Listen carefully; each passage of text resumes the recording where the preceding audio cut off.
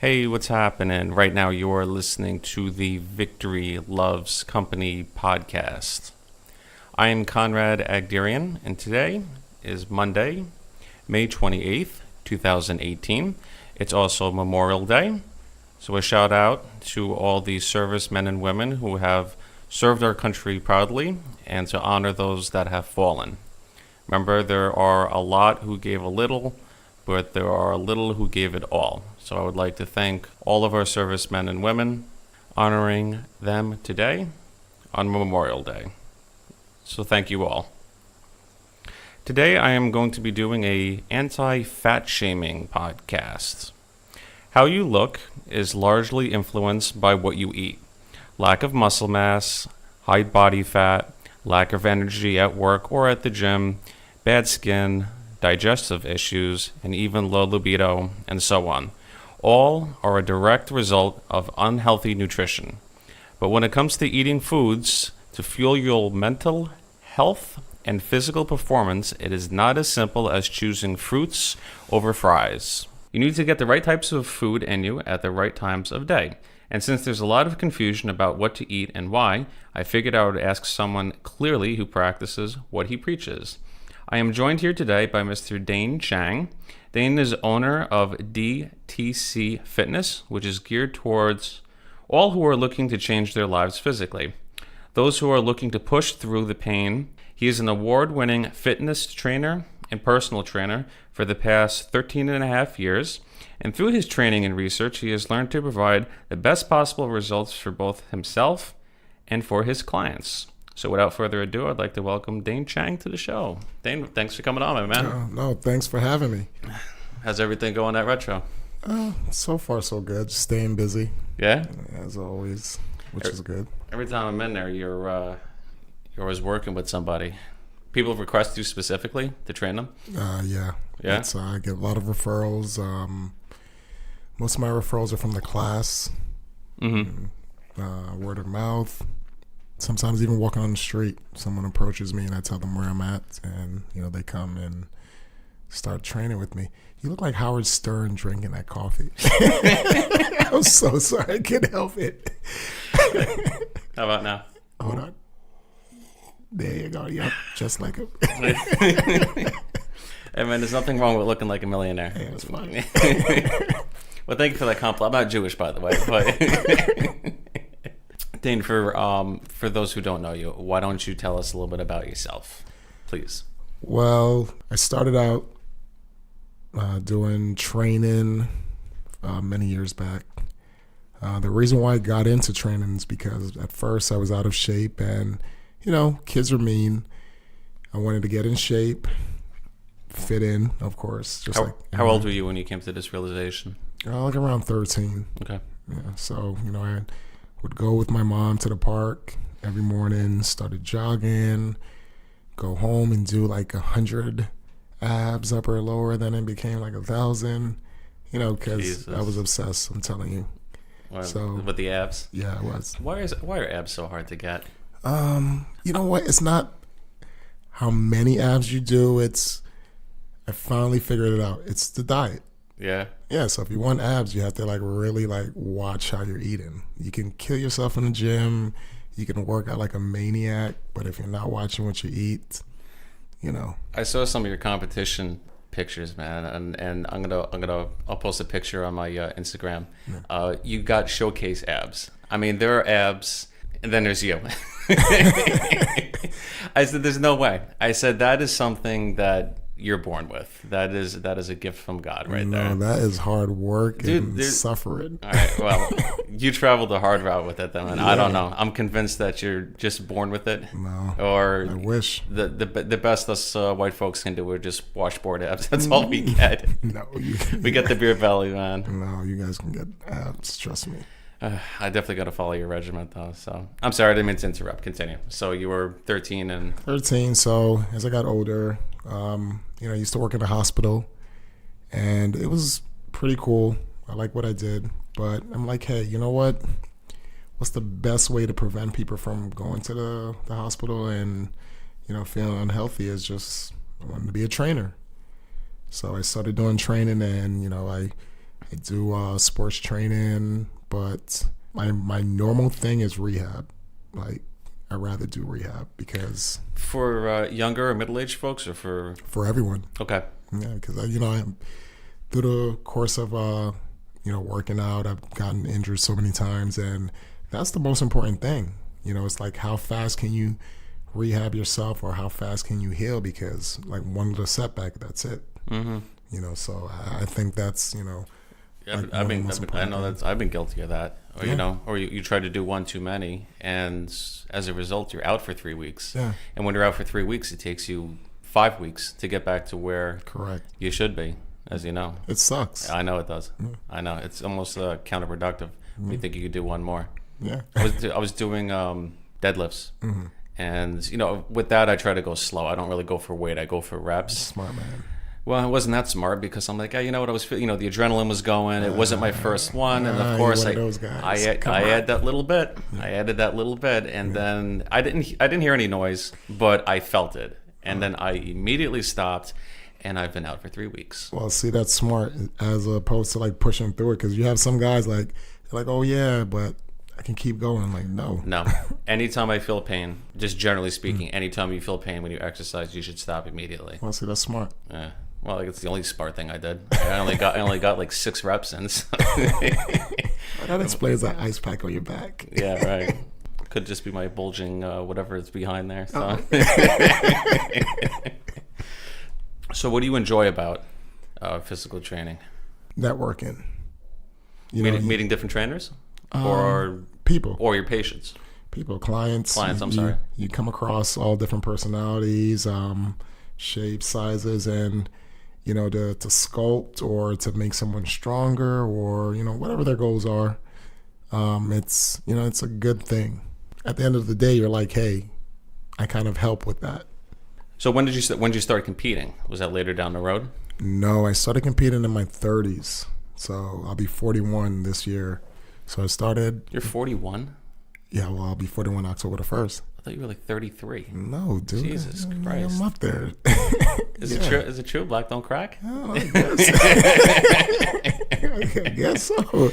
Oh man, you got it all, man. No, I don't. Trust me, I'm putting a lot of work. Yeah, I know. Yeah. Yeah, but between your abs and your physical shape, it's got to be raining snatch for you, right? No, it's like a process. It's a process. Like, you have to go through the process. Yeah, I know. I'm messing with you. So, all right. So tell me about your competitions. Well, the competition, my first one that I did, it was a good experience. And then, like, I took it from there. Like, I started seeing, like, other guys. I'm like, hey, you know what? I could probably beat some of these guys, or, be a little bit, more aggressive with, like, posing and, how I think about, like, fitness. Doing a competition actually changed my entire mindset on fitness. So, I think I got, like, 3rd or 4th, and me, I'm like, hey, that's like last place. Out of how many people? 600 competitors. So, but everything is divided. You have the women, you have the men, you have bodybuilders, you have like classic guys. So it's a So where'd you fall in that line? Bodybuilding, the first time. So there are judges, I'm assuming, correct? Correct. What do they judge you on? They judge you on symmetry, stage presence, personality too, because you can't posing. Yeah, you can't. How does personality? How do you infuse that? Personality plays a big part, because if you're walking out on stage with your head down, they're gonna be like, "Oh man, this guy's not confident." But if you like walk out on stage like, "Hey, I did all I can do. I prepped, I ate, I posed, and hey, so it's your attitude, really. Yeah, like that helps a little bit. Get out of here. Yeah. I would have never thought that. You'd be I would have thought you surprised. come out like there's 2 types. There's the juice heads that don't smile, and then there's the overly sensitive people that smiled too much. I didn't realize that was really a contributing factor. Yeah, it does, because it shows confidence, and they look at that to say, hey, man, this guy's like ready, or this girl's ready. So Yeah. that plays a part. And obviously the physical appearance, but Well, definitely. it's not just a matter of. Some people like to work on different muscle groups more than others. Yeah, So if you have like too big of a chest, and like maybe your traps don't line up to it, they'll see that. Is that what you meant when you said symmetry? Yes, and you have some guys that just work on just upper body, and like the legs are lacking, the Johnny Bravo syndrome. Yeah, you're looking at one, man. Well, everyone's body's different, and form is definitely very important. You don't hurt yourself, and you actually are working the muscle that you really want to work on. So you play it safe. I've come to realize the power of negatives.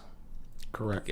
Because when you're curling and you're bringing it in, you're actually contracting the muscle. Yes. And I thought that's really where it is, but it's not. It's actually on the way down. Yeah. Your strength, Yeah. tearing a muscle fiber.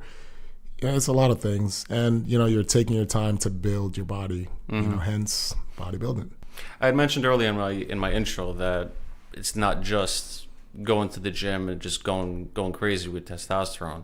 It's the amount of food and the type of food that you put in, and even the time of day that you have these nutrients for your body. Yes. You have any advice, or what have you learned going through that journey? Well, it depends. If you're looking to lean body, I would say higher protein, moderate carbs, and decent fats. Now I say moderate carbs because most people think carbohydrates are bad.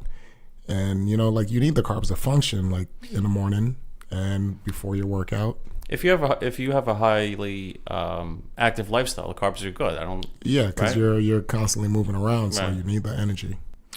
If you have a more stoutly figure and you're looking to cut down, then hey, you know what? You cut back on the carbohydrates and increase your protein and fats. You want to kind of stay away from the fats to use the fats in your body for the energy to slim you down a little bit more. What are some examples of healthy fats? Avocado, almonds. Hey, you ever see that commercial about almonds and almonds?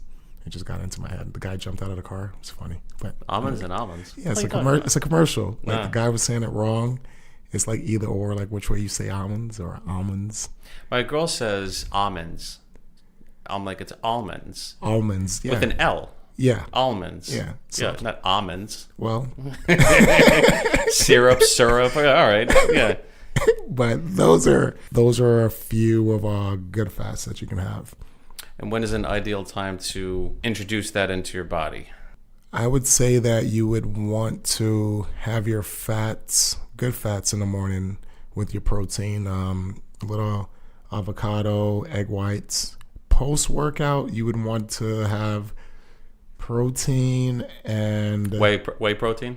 You can have whey protein, or you can just have like regular food. You can have like chicken, fish, lean meat, steak. So it doesn't have to be a shake per se, it doesn't right? have to be a shake, no, because you want to shake is not going to fill you up, but it helps within a 30-minute window. You can have a shake, and then 30 minutes after you can have something to eat, just in case you don't have time to like eat right away after a workout. Is it really that important to get something in your body 30 minutes? Yes, it is, because you don't want your body eating away on what you just built. So your body's saying like, hey, listen, we need a source of energy. Where are we going to get it from? And then it's going to say, hey, we're going to take off the muscle. You just try to build some muscle, so that's where we're going to get it, because we're not really getting like the proper nutrients to help build or recover. And is that true for people that want to lose weight, or is that a different strategy altogether? For someone that wants to lose weight, they'll cut back on the carbohydrates. Of course, cardio, weight training is very good too. You want to do things to burn body fat and also build muscle, lean muscle mass, so high reps, more sets, things of that sort. Yeah, but have you ever looked in the mirror? Is that why strangers would approach you? Because I mean, even if I just looked at you, I wouldn't size you up as a personal trainer. I would size you up as, here's a guy that exercises properly, takes care of his mind, and takes care of his body. And as a bonus, I just so happen to be a personal trainer. You know what I mean? But you know what? It helps, because you want to train someone the right way, and you want them to get their goals. Like if you're just like any average person to say, hey, yeah, I can train, I know how to do this. It's like, come on, like, like where are your credentials? Like, right. You have to have something to back it up. And all about the nutrition, is that what you learned as you were getting certified? Yes, nutrition, functional movements, how to train, tempo, frequency. It's a lot to personal training. Mm-hmm. So, I think, in my opinion, if you're starting out, it's really good to get a certification. I've said this to you off the podcast numerous times, that you don't fit the stereotype of this big angry, aggressive ball of testosterone. I do have to say you're probably by far one of the most soft-spoken people I've ever met. Well, it's you're very calm, you're very composed, you're very like does anything bother you? Yeah, of course. A lot of things bother me. You're just like, you know what? I don't give a shit. This is what I'm doing. Well, I think it's just I think part of it is age too. So that's just me by nature. Like I'm pretty much. You're always like that? Yeah. Like I'm pretty much like. Because I've only known you for a couple of years, so I've never seen you angry, nor do I really have a desire to. No, I'll probably get like angry one or two times. That's human nature. Right. But for the most part, I'm just pretty much like whatever. Like you just built up an immunity to it over the years. Yeah, just keep it moving because it's like, okay, you know what? I have better things to do, or like I'm thinking about. When's the next person I have to train, or like how can I better myself? So like I just try to like just keep like positive things, and of course you're gonna come across people that just have no good intentions, and you just keep it moving. And there was that one, I don't know if she was in high school or not. I think what I'm talking about. It was a couple of weeks ago, and we were in that middle section, not where the free weights are, not where the machines are, like that middle section. Yeah. And you were training some chick, and I could tell you had like that agitated look on your. You know what I'm talking about? I don't know her name. I probably wouldn't recognize her if I tripped over it. That was probably the closest I've seen you being agitated. Well, but I could tell, and I'm not a trainer, that her heart wasn't into it. No. Almost like her mom guilted her into doing it, or she's doing it to kind of please somebody else. But you could just tell she just didn't give a shit. I mean, look, I'm not going to knock somebody like that, because anybody that's in a gym that's looking to lose weight or to better themselves both mentally or physically, I'm not going to. They're in the perfect place for it. You know? It's true. But you know what I was getting more annoyed is the thing was like, hey, your mom is like paying money for you to get in shape, and you're just like not taking advantage of it. Like I wish, Well, you got to do it for yourself. Yeah, that's true with almost anything, whether it's quitting smoking, drinking, snacking at night, which I'm guilty of. We all are. Yeah, you have to want to do it for yourself. You can't do it for other people, because that's where resentment will kind of kick in, especially if they don't want to do it. Sometimes you have to have like a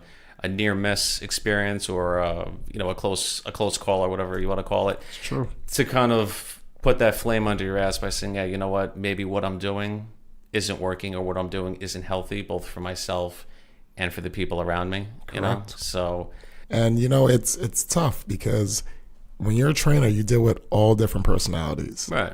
So you can have one person that's like happy-go-lucky, like gun-ho, like, hey, let's get this today. And you can have someone just like, oh, I don't feel like being here today. And you're just like, okay, you know what? Let me just bring the energy, bring the fire to you. And even if you still do that, they're just like just going through the motion. But you still have to remain calm, no matter how much it like annoys you, because it's like, 30 minutes, it seems like 30 years. But you still have to just, just keep encouraging them. Well, that's important though, is just getting to the gym. Yeah, it is. What's the saying? The hardest part about going to the gym is driving there. It's like, true. Whatever the cliche saying is. It is true, because you're thinking about it like, okay, you know what? I'm going to go to the gym today.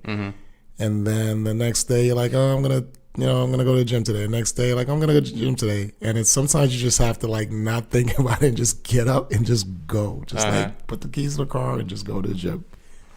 Yeah, I getcha. A lot of people, a lot of the common phrase that I hear a lot is that you don't have the time for it. Everyone will use the excuse you don't have time for it, whether it's you have a busy job.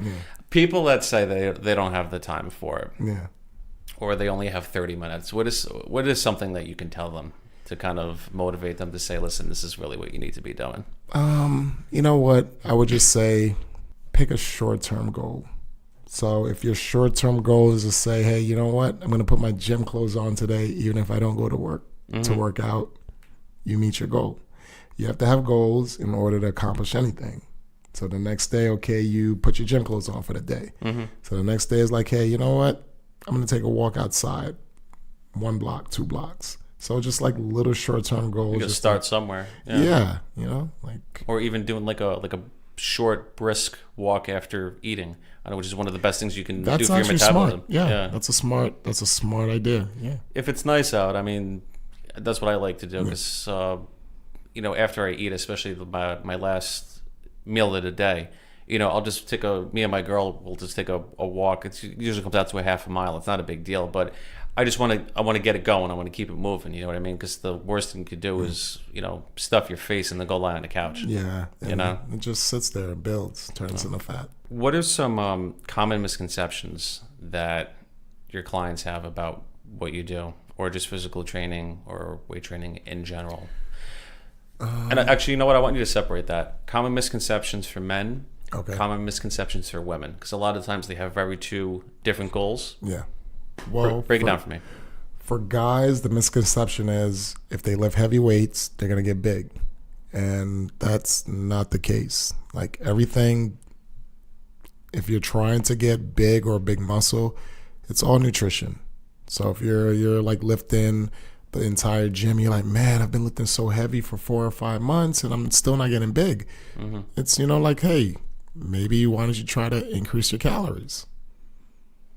And as for women, the same thing. Like, I want this done right now. Like, I want to lose 20 pounds for my sister's wedding or something. Yeah, and it's like, hey, like your body is not like built to lose 20 pounds like that fast, because the faster you lose it, you're gonna gain that back fast and more. You want to go a little bit slow. You can do it if you're getting like the water weight out of your body, but if you really want to do it the right way, it takes time. Does frequency have anything to do with it? Because I know one of the trainers, this was back in the day, and all guys, they want to have big arms, want to have arms that look like you, and he's like, you got to hit them, 3-4 times a week. Oh, high volume and more, hitting the muscle. Yeah, I think that's, I forgot his name. It all depends, but it boils down to is just how you're eating. Mm-hmm. So like I said, you can do like the high volume training, you can do the heavy lifting, low reps, but when it comes down to it, it's how you eat. I know that's a big thing, because usually when I go, I almost never do the same thing twice because of the what do they call it, the plateau phenomenon, or plateau effect. Yes. So if you're only doing one exercise and you do it all the time, even if you increase your reps and increase your weights, it's not gonna have desirable effects. Hey, what did you study for this thing? Yeah, that's no, right. No, but you're right. No, I'm just saying. It's just from going to the gym and figuring out, look, if I keep doing curls this way at this weight, any moderation that's on my body, I'm gonna know about it. It's true. No, but it's so true. My one buddy doesn't believe in arm workouts. He's like, if you want to do a bicep workout, he's like, just amp up your back workout.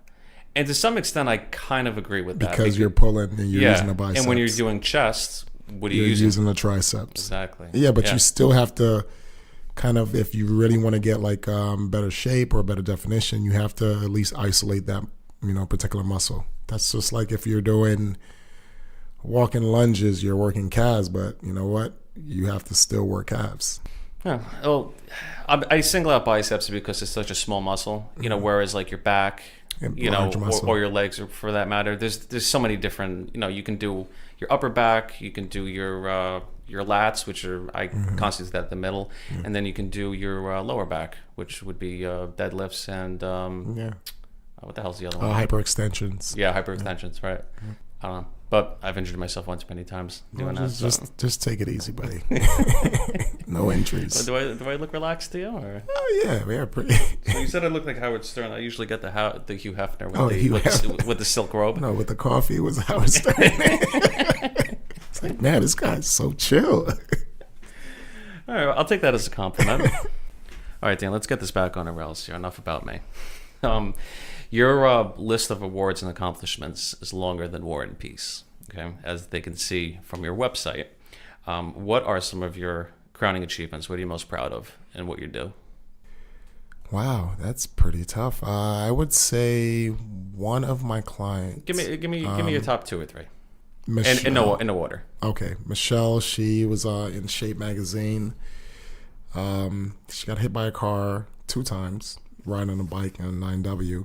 So wow. She gained all the weight, and then, she dropped, I think, close to like 80 pounds, and she started doing a bikini competition she was like 200 plus, and she dropped down to like I believe it was like 130 or 120 something.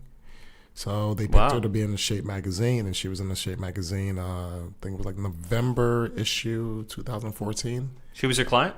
Yeah. Yeah, she did really good. It's not easy. No, it's not, especially to get the mental motivation to jump back into that. Yeah, exactly. And she entered the competition. Good for her. Yeah, so which was cool. You were part of that. What else? Also, I took first place overall in bodybuilding, which when I told you from when I first started, that was like a major accomplishment for me, because it just showed that I never gave up and I kept pushing, and pretty much practiced what I preach. So and you were the best at it. You were the best at what you did. That day I was the best at it. Good for you, man. Which that was good. In your journey of doing just weight training in general for yourself, and then later as a professional, what has that taught you about yourself, both mentally and physically? Not to get poetic on you. So it has taught me to always stay humble. You put yourself in other people's shoes, and I've been through all the process. I've been through the heavy process. I've been through the real slim process. So I can relate to everyone. I've been injured, had setbacks. So it just tells me this to stay humble, keep pushing, and just keep doing what I do. Because if you don't believe in it, people will see through that. Exactly. I mention that a lot on my show. But it's true. Yeah, I was speaking to a DJ the other day, and it was the same thing. It was, if you don't believe in yourself, you might think you're fooling them, but people are not dumb, man. They'll see it in your eyes. Correct. Well, it's I get my drive from other people. Like you come in the gym, and there are days I see you working out, I'm like, oh gosh, I don't want to work out today. But you know what? No, there's no way I'm giving you inspiration. I'm so serious. Get out of here. Come on. You never know the day that I'm having. I'm like, hey, I'm not going to do anything today. I'm going home. I'm going to go eat chips and just sit around. But I'm like, okay, you know what? Let me just do like 20 minutes of like abs or like whatever. Yeah. So it's like little things. You'll be surprised. Little things like help out. Well, I'm flattered. Coming from you. Daine, I think we covered everything that I wanted to cover, unless there's anything that you'd like to add. Do you have any advice for people that are looking to start this transformation, or maybe people that have started this transformation and got a little discouraged or sidetracked? I would say just take it day by day. Also, do the buddy system. Yes. The buddy system is actually, it's good. Like, call up a friend or a coworker and say, hey, listen, we're going to meet such and such time, and like a week, or do 1 or 2 days out of the week, and take it from there. But just never give up. Like, just keep pushing, and just take it like one day at a time. One day at a time. Yeah. What if you're like myself and you don't have any friends? What do you do there? Well, no, you're fucked. You can always call me. I'm at the gym every day anyway. All right, yeah. You're like, hey, Dave, text me like I'm coming in. Okay, sure. All right, I'll definitely keep that in mind. See, there you go. All right, Daine, thanks for coming on, man. You were awesome. My pleasure. All right, man.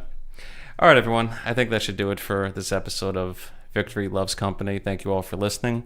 As usual, if you have any questions or suggestions for upcoming shows, please email us at thevictorypodcast@gmail.com, as well as check us out on our social media outlets at VLC Podcast. If you want to try to get a hold of Daine, I'll put a link to his website in the show notes, and you can get a hold of him that way. In the meantime, I'll talk at you next Monday.